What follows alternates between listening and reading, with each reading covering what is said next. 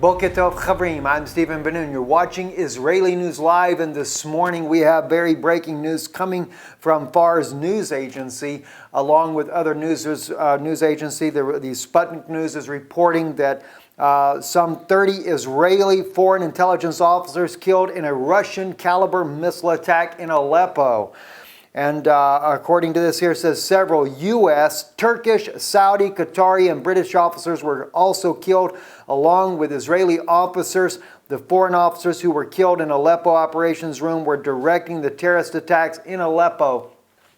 Guys, this is very concerning that we're hearing this type of news coming out of Syria this morning, and it is also being very hush-hush in Western media. And the reason it is being hush-hush in Western media is because the question has to be asked, what are Israeli officers doing there? What are U.S. officers, Turkish, Saudi, Qatari, and British officers doing there? As I have stated all along, it is nothing but a false coup that happened in Turkey under Erdogan. I believe it was orchestrated by the United States along with President Erdogan in order to get Turkish military forces and boots on the ground there. And now we see that the U.S., the Turkish, the Saudis, the Qataris, the British, and the Israeli officers are all inside this secret place here, coordinating terror attacks inside of Syria.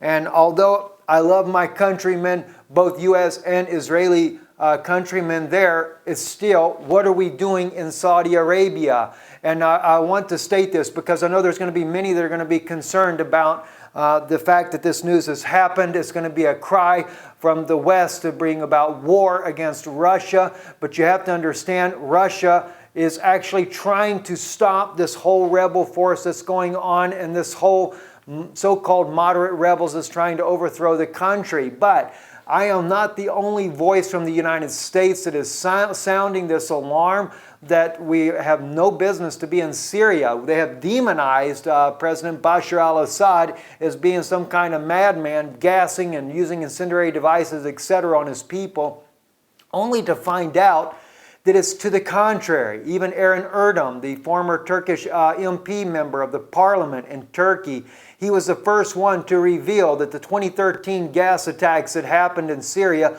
were never conducted by Bashar al-Assad, but it was coordinated with the West, smuggling in chemical weapons from Europe into Turkey, through Turkey, and Turkey's court turned a blind eye. They replaced the judges, everything, slipped in the chemical weapons, did the attack so that they could blame it on Bashar al-Assad.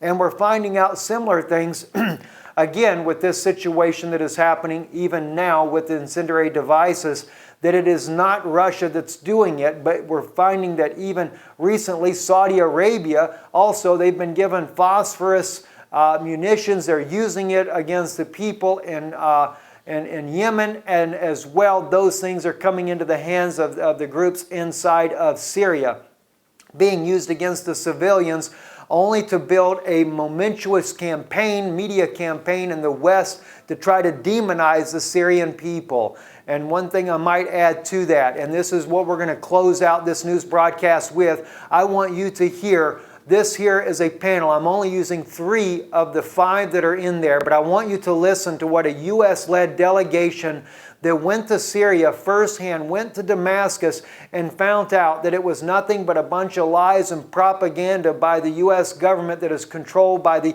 U.S. corporate media to demonize Syria and to make it look like as if Assad was a regime and was trying to just dictate over his people.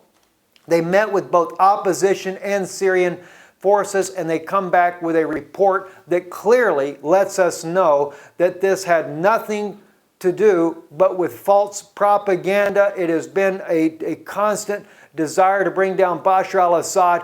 For what reason? There's other things we could go in on that, but right now we're trying to cover the breaking story here that yes, indeed, Russia has fired missiles, and there has been a tremendous loss of life, both U.S., Israeli, and the Saudis, the Turkish, and Qatar. They are all involved in trying to crush this country down, and Russia finally is standing up and is going to bring that down. Now, I know many of my friends would say, are we looking at Ezekiel 38 as far as from a prophetic standpoint? We may be. Some have said Russia would be, the Ezekiel 30 would be Gog. I think it's personally America that is Gog, and this may be the one thing here that drags all of their armies inside of here to try to take Russia out. Then others might say this would be the hook in the jaws for Russia and bring them down, but Russia is one nation, and we see in the prophecy of Ezekiel that it is jaws and hooks, plural, so it is a multinational force that comes in, and we see a multinational force there. My condolences also go to those families, the U.S., the British, even the Turkish and Saudis. I mean, these are loved ones of people that have died in this, just as the loved ones of the Syrians that have died in this war as well. As we've seen, the sad cases of it's loss of life, friends, is a loss of life. It doesn't matter what nationality. I do have a heart for that, and my condolences to all the families that have died into this. But I think if the West would have stayed out of Syria, we wouldn't have the problem we're having today. I'm Stephen Ben-Nun with Israeli News Live. It was our consideration that we had to reach out to the U.S. peace movement and ask that they participate in a delegation to Syria to see for themselves what existed, to speak to both officials and non-officials, civil society,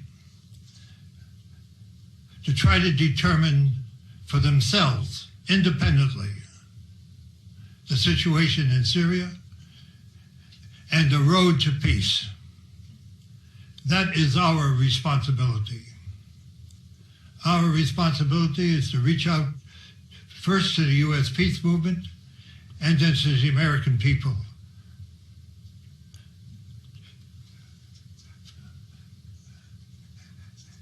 The campaign to confuse the American people has been intense. And it is our purpose to try to bring some light, some understanding, which can perhaps lead to the American people demanding an end to the intervention and peace in Syria. What Alfred said is so true. We are fighting a mass of propaganda that has demonized the Syrian government, demonized its leaders, an effort that precedes every other intervention that the United States has made over the course of many, many decades in order to convince people that it's okay for quote-unquote humanitarian reasons to overthrow a government and to replace it with whatever. The United States prefers a government that is not independent, that is a willing participant in whatever U.S. policy is. So what we saw in Damascus and what we saw in the two villages we visited outside Damascus belies the propaganda that has overwhelmed us. It's hard. It's hard for even those of us who have been in the peace movement for a long time. It's hard for us to ignore this propaganda. It is so well orchestrated. Work together, coming back in cooperation to try to bring the message and the truth back to the United States. As an American citizen, it is shameful for me to admit what my government is doing in the sovereign country of Syria. We have no right to impose these illegal sanctions. In fact, these sanctions, allegedly, the government says are against the government of Syria. But in fact, it's against the people, civil society, people who are attempting to maintain the infrastructure, the health care, the safety of all Syrian people.